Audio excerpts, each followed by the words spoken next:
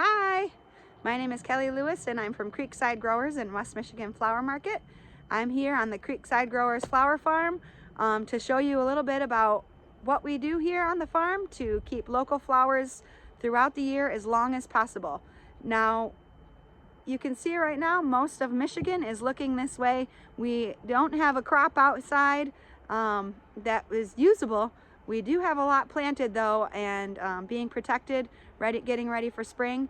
But what I'm going to do today is show you a little bit of what we have going on inside the greenhouses to have the fresh blooms continue to be coming. So join me as we take a look inside. Let's head on inside. We're going into our growing facility greenhouses. This main room here, we do keep at a temp of 40 degrees at least here in the winter. You'll see in the first patch of dirt there, we do have some dahlia tubers that we are wintering over. We have for the last couple years. And then we keep this at above freezing so we can start things like our ranunculus corms. It's great to have things at different temperatures because then we can stagger our plantings throughout the season, have things ready at different times. We also use this as an area that we can hold items. There are some amaryllis that we're holding. All right, now we're going into the warmest room this time of year. This is our 70-degree seed house where we propagate and start all of our seeds, take cuttings. We keep tropical plants in here in the winter. You'll see some of the seed trays that we've already started for the season. Zooming in here on the cherry caramel phlox, one of the designer's favorites. We like to get that in early. So, and yes, we do keep our tropical foliage, some of it in here for the winter. Help it stay nice and green, keep it alive, keep cutting from it. This is also where we start our bulbs, the amaryllis bulbs and others. Some tulips too we put in here to force. So you can see the different stages of the amaryllis as we go on. We've got them kind of staggered to keep them everywhere from Christmas until Valentine's Day. Heading back out into the big main house, you'll see we do grow in many different ways. Here we have some freesia in crates that we are starting. And then we also plant in some raised beds in the ground. We got ranunculus going in here. So this is just another example of all the different stages and plantings that we do to have stuff coming at different times. So, and one of our favorites, the wall of passion flower vine that we cut from all year long. Still green, look at that. All right, we have one hoop house that we have no heat in, but with crop. This is planted with all perennials. Here you can see some foxglove that's done for the year, but still alive. One of the designer's favorites as well.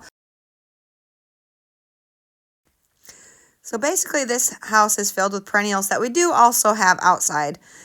This just gives us a head start, have some crops blooming before the ones outside do. That way we get a jump start on the season and are able to offer perennials that aren't otherwise offered until later. So let's go into one of our heated tunnels. These ones here we keep at 50 degrees. And so you'll see a little bit more green, a little bit more color in here. This one here is also where we store our mother plants for our heirloom mums. One of our favorite crops that we grow. We keep those babies safe all year long to have them for you in the fall. Now in this house we do also have some perennials. You'll see in this bed some eucalyptus, actually double planted with hellebores. A lot of the hellebores are almost getting started and ready. More foxglove coming. And you'll just see the different stages of crops. Scabiosas that we've wintered over. And the ornamental kale. It's been great for basically Thanksgiving through Valentine's Day we use it. So it's one of our favorite things in this time of year. Here you'll see some pansies and violas dancing in the heat. Designers have loved those. We have different stages of stock growing. You'll see some ready to cut. More ranunculus in the heated house. And so again, you'll see with this, we have different stages. These ones will be ready sooner than the ones out in the 40 degrees. Now we plant in every crack and crevice available. So you see here the hellebores, crates, raised beds. This is back out in the main house. And here we go into our other heated hoop. In this one, you'll find another crop of stock. We have snaps in here and more plantings of ranunculus and many others. And there's Sue in here. We're still working. We're continually swapping out beds. That's basically what we do all year long. When a crop is done, we put in new. Clear it out, put in new. And not to mention the weeding all the time, all year long. So it's really fun to see the different stages of how everything goes. Now, I guess it's time to harvest. I have a few orders for today. So quantities are limited this time of year sometimes, but there's still plenty to make some beautiful arrangements. And so that's what I'm going to work on. And thanks for visiting with me and checking out what we do here at Creekside Growers Flower Farm. Happy winter.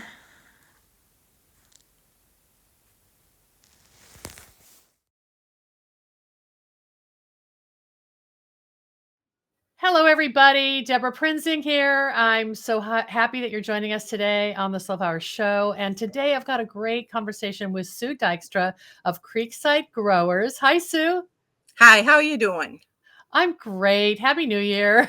You too. Yes. So I was going to say you're in the Grand Rapids area, but technically you're in Middleville, Michigan. Is that Yes. about a suburb or? It's close. We're about 10 miles away from Grand Rapids. So we're very close to Grand Rapids. Okay. I lived there when I was a child until I was about maybe 4. So very few memories. Okay. That's another conversation. Well, so Sue, we met, I think, when I put out a call for submissions when I was planning a book, which ultimately became Where We Bloom. And you sent me some photos of your fabulous nursery, flower shop, and garden center, and we put you in the book. So can I show that on the screen for people to see? Where We Bloom, I believe it came out in 2021. But all of those COVID dates just blend together for me. Yes. Here's the chapter. I don't know why we called it the flower wagon. I guess that's what you call your flower shop, right? Yeah, I think we kind of just ended there with it being a flower wagon. And tell us about the butterfly in the photo. Well, Kelly, that is standing in front of it, is my sidekick at Creekside. She manages basically now she manages the wholesale end of it. But she grew up, she was best friends with my daughter, and she went off to college and has always been so artistic, and she has an engineering degree. And I had bugged for her to come and work for me. And I knew I was going to be pivoting into a different direction. And I thought her artistic skills would be great. And they are. And so that is all her artwork back there. And she's just a joy to have her on. So I love that you described Kelly Lewis as someone with an engineering degree and artistic skills. That's pretty rare. And what a perfect fit for somebody in the horticulture, floriculture world for you. It's perfect. It's perfect. Because I do not have any of those skills. And so that's why I just am like, Kelly, are you ready to come work for me? And finally I wore her down. And yeah, so we do have this kind of, everybody's like, what's your relationship? It's a little odd with our age difference in that, but she's been part of the family and fits right in, and we work very well together. Well, give us a little snapshot of Creekside Growers. I'm going to put your website up on the screen so people can kind of follow along as I scroll through, and you can sort of describe, all the pieces of your pie. Okay, so Creekside Growers, I started it 25 years ago as a garden center, and it has been a garden center for the past 25 years. About 7-8 years ago, I started getting into the cut flower end of it and realized, my passion has always been in the growing. And I love the growing part of it. And when you have a garden center, you grow plants to a certain stage, they leave in spring and you never see them again, and you don't see the finished product. And I always kind of felt a little cheated. And then, because I'd be so busy, I'd only get the scraps of what was left to put in my own garden. So I decided to switch gears and do cut flowers, and we had a 3-year goal and process of switching from a garden center into a full-time flower farm. And so right now that's what we are. We also are a farmer florist. So we do design work, as well as our biggest source of, I would say, getting our flowers out to the public is we started a collective. It's called West Michigan Flower Market. We have 12 farms that are in the collective, and that's a good number that works for us. And we supply many of the event florists and designers. Creekside Growers is actually the hub for that collective. And so that keeps us very busy. Kelly does the wholesale in there. She's a big part of the designer as I stick to the growing. Well, I love it that we have this graphic up on the screen. I'm a member, support local, West Michigan Flower Market. That's so fabulous. And I guess one of the reasons that I originally wanted to talk to you in the winter is that so much of your business happens in this amazing greenhouse that I guess allows you to be year round with your business. I know it looks like you close a little bit over the holidays, but just for a couple weeks, right? Yes, we closed a little over the holidays just because we have very limited staff, and we work really hard all year long, and we work hard up till Christmas. Most people are taking a break anyway between Christmas and New Year, and then it gave us an extra week, 2 weeks for the flowers to replenish, because winter growing in Michigan is a whole nother topic of just trying to get flowers to bloom when you have zero sunshine.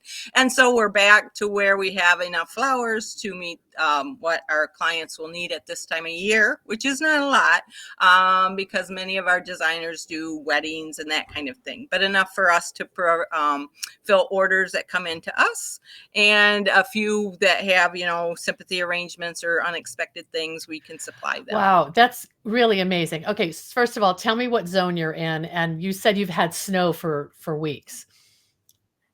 Yes, we are in zone 5. They like to call us zone 6, but I don't believe it. And so I stick with the 5. And this year we've had last year we hardly had a winter at all. I mean, the ground hardly froze, and which was unusual. It was like, is this what the new normal will be for Michigan? But it was not. We are very cold. Today's high is 15. One day next week, our high will be 6. Wow. We've had snow every day. We've had a lot of snow and very, very cold, very cold. So it is a bit of a challenge to grow year round in Michigan. And a lot of our growers that are part of the collective do have, say, tunnels or things like that, unheated structures. So they do get a head start. They do have product come March, but January and February, you pretty much need a heated structure. So yes, for sure. So how big, do you have just one large greenhouse or do you have multiple greenhouses? We have multiple. I have about a little shy of 2 acres under roof. And so that's staggered in temperature zones. And so my warmest one that I start product in and really are pushing like the amaryllis and things this time of year is between 68 and 70. I have a zone that is 50 degrees. I have a zone that's 40 degrees. And then I have an unheated zone. That's amazing. So Sue, this 2 acres of undercover greenhouse, for the 25 years of Creekside Growers, you had landscape, nursery, and houseplants exclusively, and now you've pivoted completely to flowers? Completely. I mean, we sold my biggest love has always been perennials. So, a lot of perennials that I would start and grow and then sell in the store, as well as vegetables, hanging baskets, any kind of potted crop, geraniums, anything our customers needed, we grew. And so that's been a big transition of even the floor space being on black mat with potted crop, have switched over to putting in soil, irrigation, that kind of thing. So it's been a 3-year process as far as getting the growing to where we want it. I'm getting very close to being happy with it. So yeah, it was a whole transition. I didn't realize you had completely said goodbye to the garden center product mix. I think when we first met, you still had people coming to buy shrubs and trees, right? We Yeah. still did the first year. When I say a 3-year transition, the first year we did both fully. I can't say the cut flowers was just beginning. It was a matter of cut flowers coming in, and as they came in, the garden center product Right. went out. So it took us 3 years to transition. We still do in March as a source of income for us and to connect with our valued customers. We still do what's called a potting party, and they sign up. They can bring 3 pots. They come in. I have the whole growing facility, not the store. I have the growing facility full of anything and everything they want. Those items that I sold in the garden center, geraniums, impatiens, anything they want. They come in March. They're so excited in Michigan to get their hands in the dirt. We provide the soil for no cost, and they go at it. And we sell out 600 spots in 20 minutes. And we do it over 4 days, 4 times. We do 150 at a time, bringing 3 pots. So that's almost 500 pots. We're filling the pots. They are having a ball, putting their planters together. And then it's a $15 fee. We keep them at the greenhouse, and I take care of them until the weather gets nice enough, which is usually mid-May. So I have them for about 6 weeks. I'm tending to them. I'm seeing if there's an issue, I take care of it.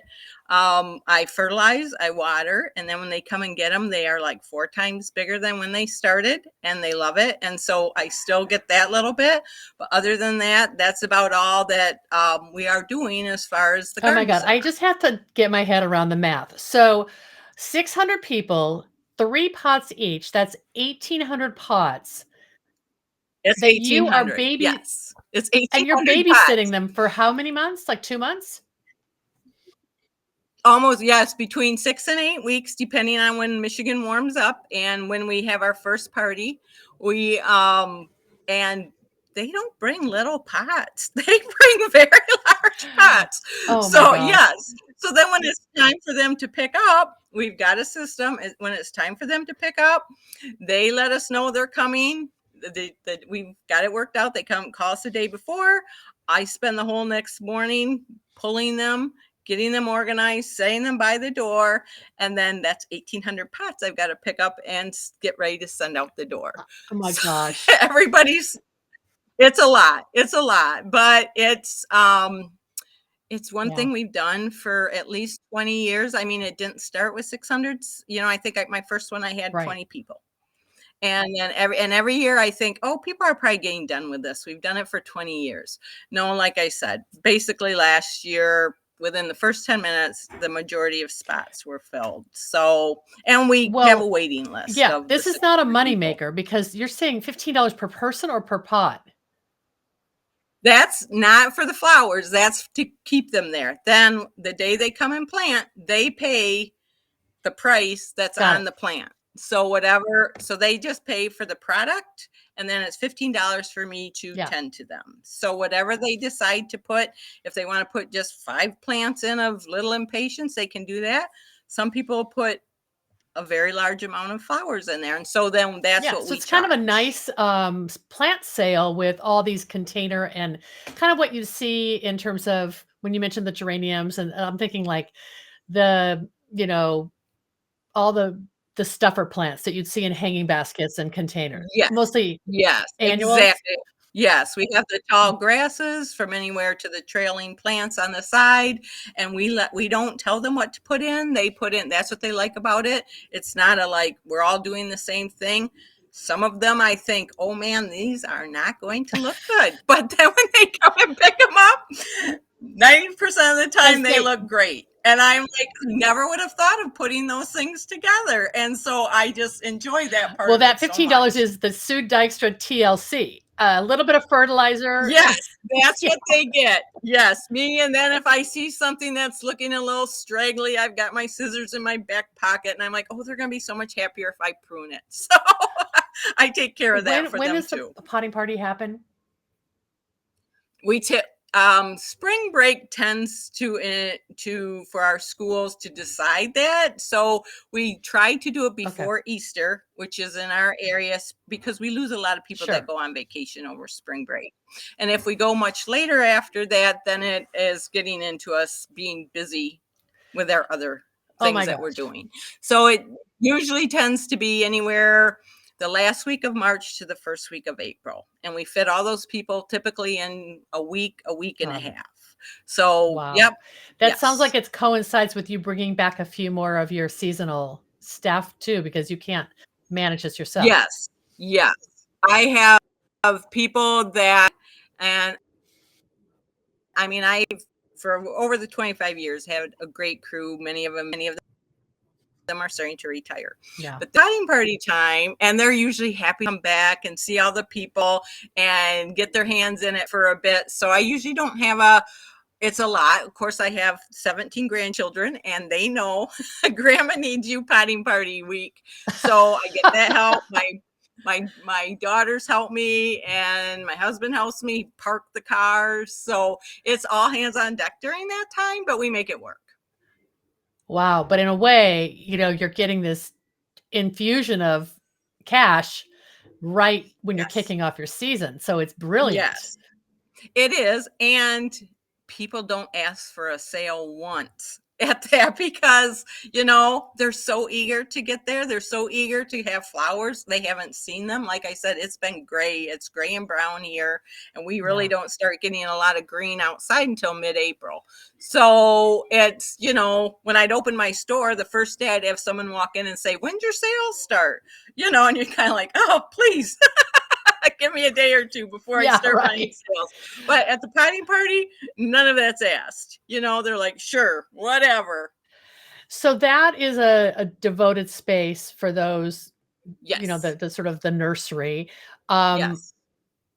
I'm just so fascinated to know what you mentioned amaryllis. What cut flowers are you growing right now? Here we are talking on January 14th. Yes. According to your website, you kind of reopen on the 15th. So you're just kind of getting going again. We have amaranth. It's all the cool crops that really don't require long day length. Amaryllis, we've got some anemone and ranunculus slowly starting, freesias starting, snaps and stock. I started way back in September. And so they've had time to slowly grow, and they're on beautiful, nice long stems. So all that type of items, we keep our greenery. We have a big batch of rosemary. We have a big batch of, ferns and that kind of thing that for greenery we have year round. Our eucalyptus is in a warm house, so we're able to keep cutting from that. So, it's not a large crop in January and February, but it tends to be enough. And then we all have tulips coming on, forced tulips coming on in February, of course.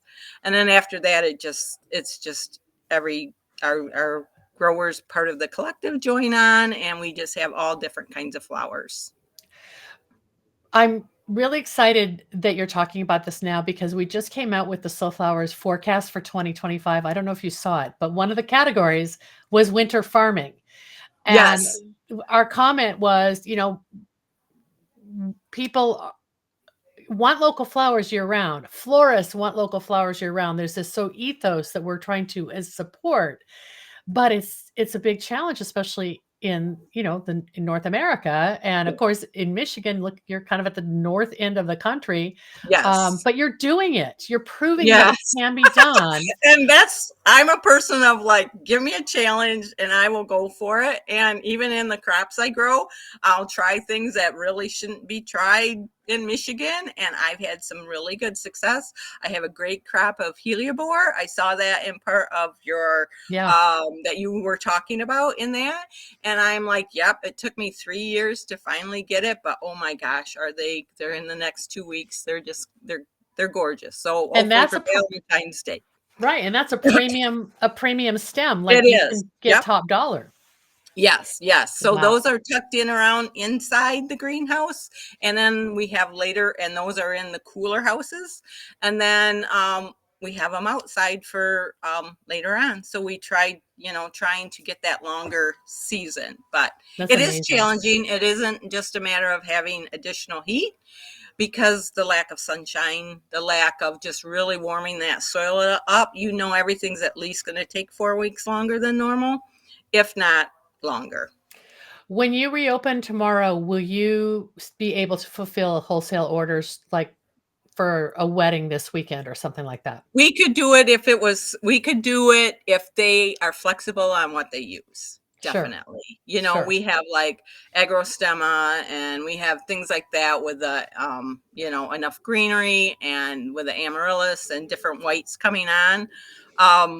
We could do that if it wasn't a large Yeah. wedding. So And those florists are coming out of the woodwork now, I would imagine, because of the collective, like I don't know, it's not the it collective. is a collective, yes. Oh, okay. That Yes. there's a sense that, there's more farmers that I can buy from. They're co-locating, so it's easier for me to get access to this product. Yes, at that, of trying to get people to understand, and that, you always have the competition of, well, if we're working with you, whose flowers are they going to buy? But that's, and we're part of Rooted Farmers does our inventory tracking for us. And it's really not been the case. The case has been more sales for everyone, because people now feel confident. Oh, if I need 100 of one thing, if one grower doesn't have it, they can collectively get me those 100 stems. You talked about it's not just about the energy cost, because it's just simply the short daylight, but you have the infrastructure, so you calculate, I'm sure, the cost of the just heating into the price of the stem, or the price of that everybody pays. Correct. And I'm not going to make it all up in January and February, but I'm getting everyone going. I'm getting everyone started, and the other growers can jump in whenever they're ready. And so it does pan out over the year. So not to say I can charge such a high price on this that it's going to pay my whole fuel bill through the winter, but through the year it does. Right. Because by the time you have, I don't know, soil temperatures of 60 degrees, which is probably around Mother's Day or later, Yes. then Yes. you can turn off Yes. the heat. Yes. And I'm able to turn off a lot of the beds, the areas that are set at 40 and 50. Like come March, I can pretty much shut those off and just rely on, unless we have a cold night. I can turn those off, where before, when I had a garden center, I was pumping those up to 60 degrees at time to finish my product for the store, to be ready whenever the weather broke. So it does, I can't say that I spend more.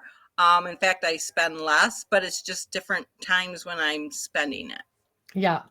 Right. It's like you're hoping to amortize it over 12 months, but the bills are paid in first quarter. Yes. I'm so impressed with this, Sue. Like, what do you point to that you talked about always loving flowers, but what do you point to that really gave you the confidence to make this radical business restructuring after 2 decades plus? Yes, people ask me that. They're like, "How dare you? How did you dare to?" And I guess I don't know. My husband has always been self-employed we've been married 45 years and always been self-employed. So we've always worked on that, not knowing when the next check comes in, and when it's feast or famine at times. And I think just living through that for so long, I just got used to that, because and I felt confident. I felt confident enough. It wasn't like, oh, I'm going to try this and not know. I knew it was going to be a struggle. It's maybe been a little bit more challenging than I thought, but and that's just a matter of educating people. Yeah. But as far as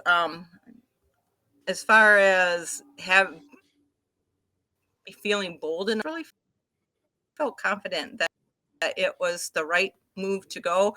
Slowly, I joined when I was looking into this, because it's a whole different mindset of growing. And so I had to, get my people, follow the people that were doing it. It's there wasn't a lot in our area, a huge thing in Michigan, but follow the people that have been doing it. And I just truly believed in it. And I think that's all it took. Wow. That's amazing.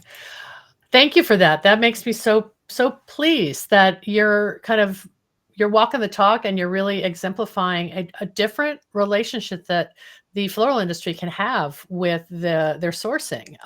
Yes. Like, how many florists shop at West Michigan Flower Market, and where do they come from? Oh, they come from all over, and we have, like I said, we have some very large designers that when they do a project, we know it's every grower on deck. We have some very small ones that do one once a month maybe, and just are doing a bouquet for a friend. We on our site, we have like 130 that are actively shopping with us, but Wow.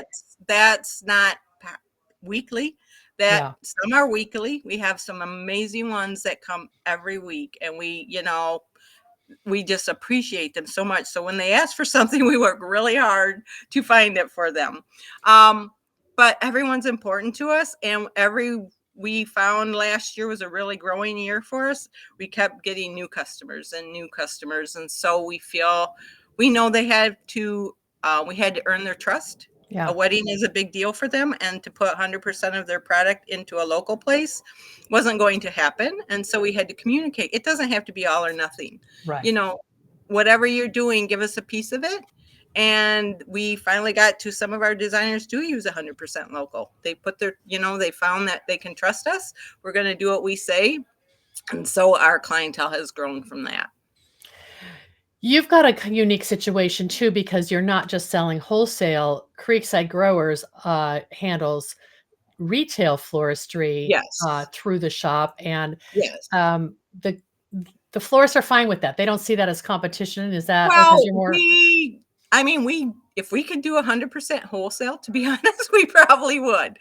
But we have this time of year. We don't know when their weddings are. We kind of, I still have quite an infrastructure that takes a lot of income.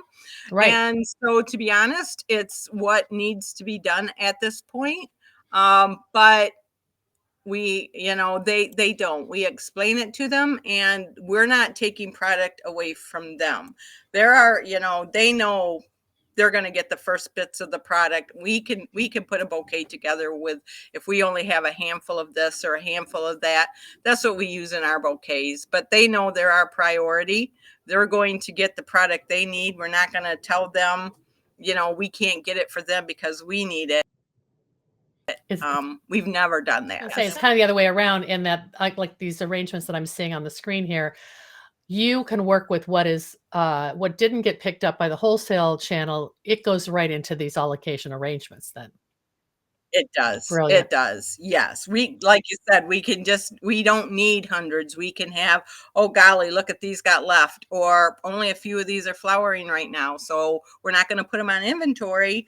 We use them for ourselves. And oftentimes what we are using is not what we put on inventory. So if they say we need, 10 more bunches of something, it's our goal to get it for them. So we don't want them to see us as a competition, but it is something we have to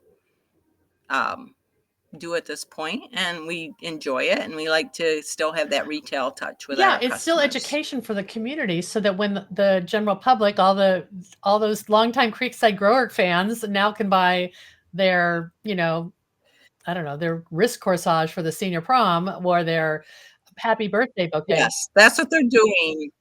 And it's taking a bit. It hasn't been easy.